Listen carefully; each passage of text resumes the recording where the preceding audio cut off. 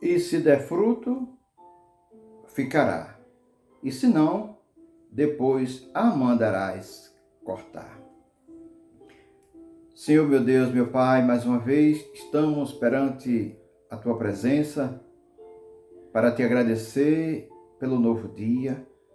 Obrigado, Senhor Deus, pelos Teus cuidados sobre a nossa vida, a vida dos nossos familiares, a vida dos Teus filhos, que já nos ouvem a partir de agora. Obrigado, meu Deus, por estar conosco. Teus livramentos, Tuas bênçãos. Obrigado pela Tua palavra, Senhor, a Tua palavra que nos alcançou, Tua palavra que está sempre viva. Que Teu Espírito Santo esteja nos ensinando neste dia, Pai. Eu oro a Ti, Senhor, Te agradecendo, em nome do Senhor Jesus. Amém. Glória a Deus. A paz do Senhor Jesus, meus queridos. Este é o seu momento de reflexão da palavra de Deus. Meus queridos, este versículo que você ouviu faz parte de uma parábola contada por Jesus a respeito da parábola estéril, da figueira estéril, digo melhor. A figueira foi plantada na vinha e recebendo um cuidado especial, porque a plantação de uva, que é a videira, requer muito cuidado no solo, na adubação, no tratamento, nos cuidados necessários, desde o solo, do tipo de fertilização, os cuidados dos insetos, nas ervas daninhas, enfim, a plantação desta figueira foi colocada num local específico. Teve muita bênção para que essa figueira ela viesse dar fruto no seu tempo. Você conhece a parábola, mas eu creio que algumas dessas pessoas que nos ouvem talvez ainda não tenha escutado ou não tenha compreendido. Pode ter escutado, pode ter lido, talvez não tenha compreendido.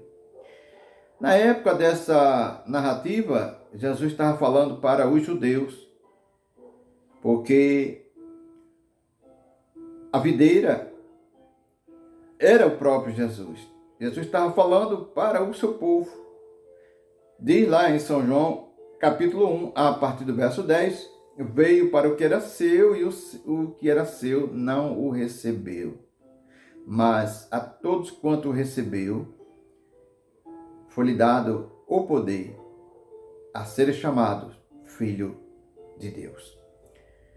Primeiro, São Lucas, ele trata de dois assuntos importantes. Esses dois assuntos e essa parábola, somente São Lucas é que narra. Iniciando o capítulo 13, alguns judeus chegaram para Jesus e falaram a respeito de um acontecimento, de uma atrocidade, em que Pilatos havia misturado o sangue da morte de alguns galileus quando sacrificava, misturando o seu sangue no sangue do sacrifício. Os judeus chegaram para Jesus, contaram, porque na crença deles, quem era acometido de tal atrocidade era a punição de Deus. Eles eram mais pecadores, eles estavam sendo punidos por Deus. E Jesus, dando resposta a eles, Jesus disse: olha, esses que foram mortos foram mais pecadores do que os demais galileus? De forma alguma. Se todos não se arrependerem, perecerão de igual modo. Então Jesus conta uma história que somente Lucas conta. A morte de 18 homens que residiam em Jerusalém. E caiu esta torre, uma torre caiu, a torre de Siloé, matando 18. Jesus disse: olha, esses que foram mortos eram mais pecadores do que os demais homens de Jerusalém? Na verdade, se não se arrependerem de igual modo, serão culpados.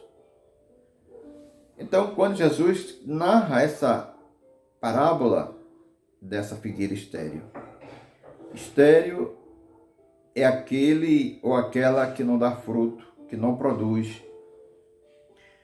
O dono da vinha veio buscar fruto, não foi na videira, foi onde a figueira estava plantada, na videira.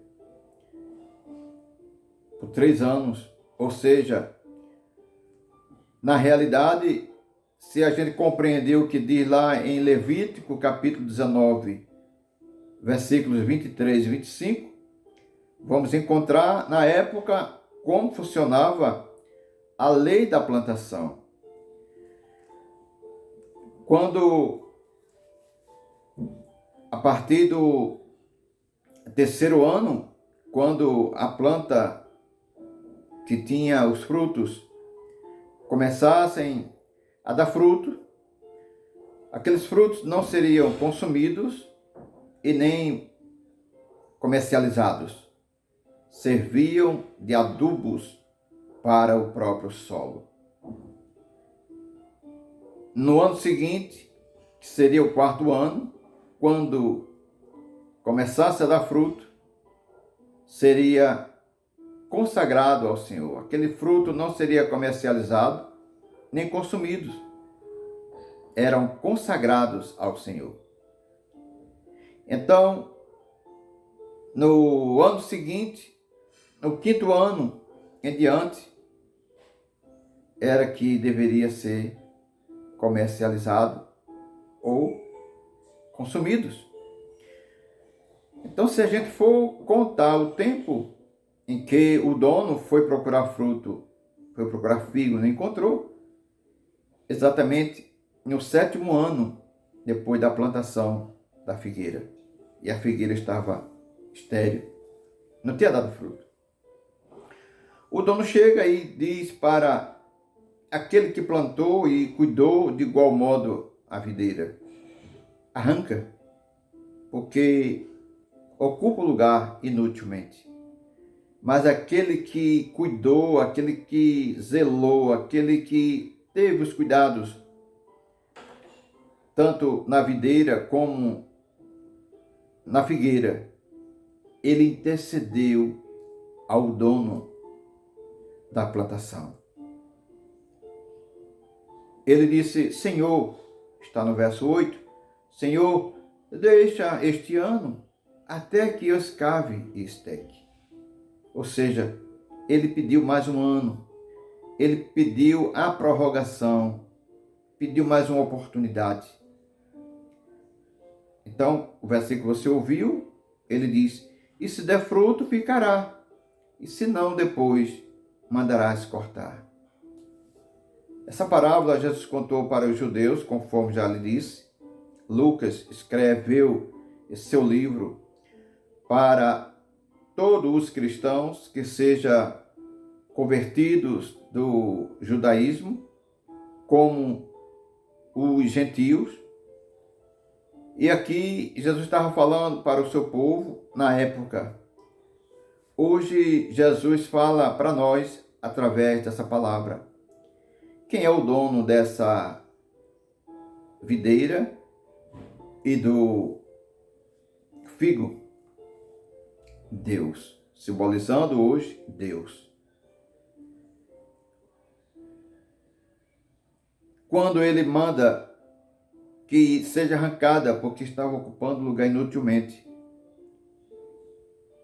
houve o intercessor, aquele que estava cuidando, que não arrancasse, esperasse mais um ano.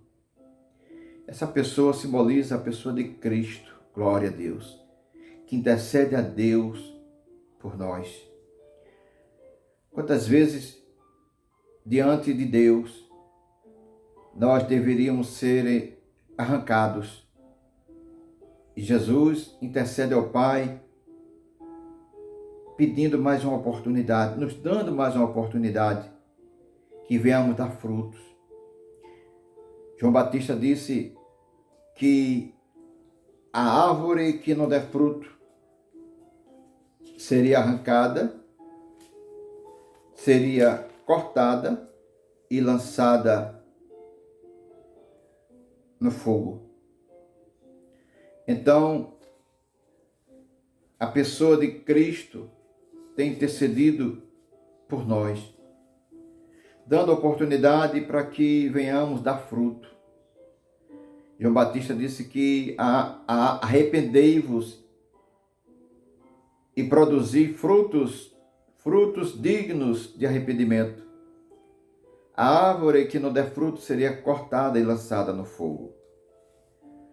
Mas na intercessão, eu achei muito importante o que esse intercessor disse para o seu Senhor. E se der fruto, ficará, e se não, depois a mandarás cortar. Ele não disse, se não der fruto, eu corto, eu arranco. Não. Ele disse, se depois não der fruto, tu mandarás cortar. Jesus não tem prazer, meus queridos, de nos arrancar, de tal forma que Ele espera de mim e de você. Quem é a figueira hoje? Simbolizando eu e você. O Senhor tem esperado que a gente venha dar frutos.